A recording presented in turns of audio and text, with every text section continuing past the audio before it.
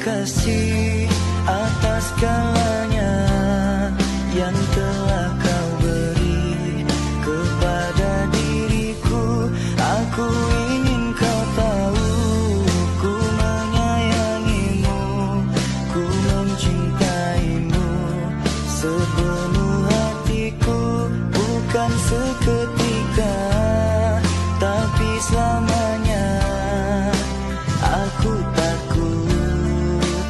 Aku takut kehilanganmu. Maafkanlah seandainya ku menyakitimu. Maafkanlah